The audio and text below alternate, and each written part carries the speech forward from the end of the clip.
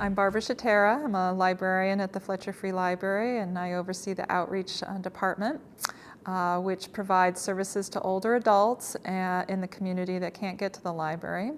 I also provide reference services on our desk in the main part of the building. And I organize classes for our new Americans, and that includes our English language classes, laptop literacy, which are computer classes, citizenship classes. Our laptop literacy classes we started about 5 years ago, and right now we hold them in 4 different languages: Nepalese, Burmese, Somali, and Arabic.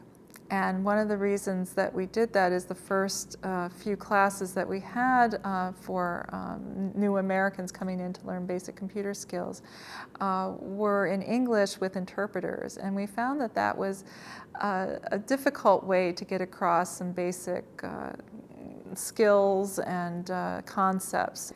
In addition to the laptop literacy classes, we offer a variety of different services and classes and materials for people who are learning English for the first time. We have on Wednesday nights, every Wednesday night, 2 English language classes, a beginner class and an intermediate class, and they are geared towards people who are coming in from a variety of different reasons. You know, they could be temporary workers here, they could be people who have refugee status, they could be people who are just immigrants. We've even had people just visiting people here who just want to come and get some English language experience.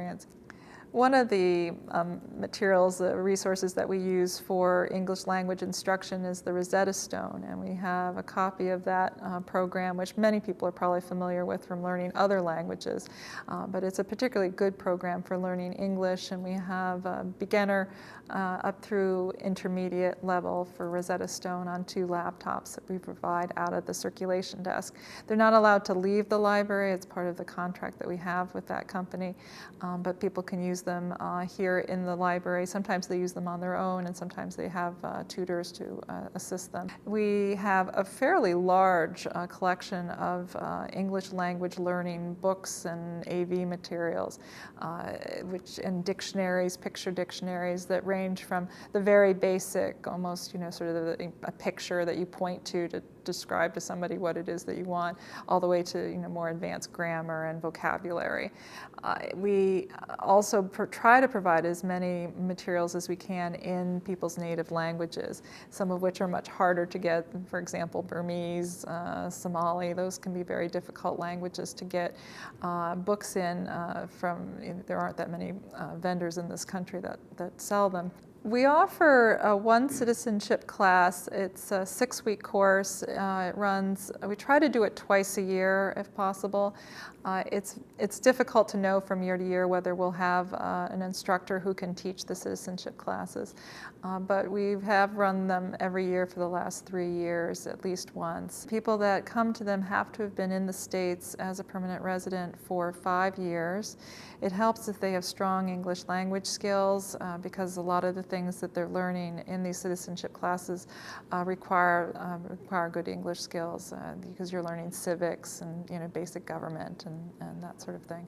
The classes are currently being taught to 10 people by a woman who is in our AmeriCorps position in the outreach department, Elena Carter, and she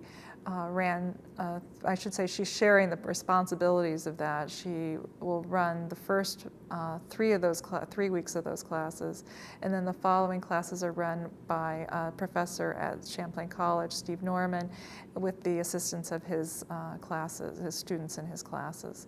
The Outreach to New American programs that we offer here at the library and the materials that we purchase for our collection are primarily done by an AmeriCorps or an AmeriCorps Vista in the past member, and that's a terrific program that has provided someone for our department for 7 years, and is each one of those individuals who comes into that program who builds on it, connects with people in the community.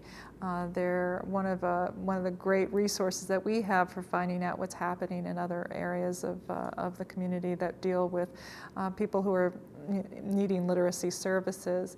They also attend the Refugee and Immigrant Service Provider Network meetings that happen here every other month, and that's a terrific way of learning what new immigrants may be coming into the community, so we can prepare for that, and also to share with a wider community of people that work with new Americans about what services and materials we have available here.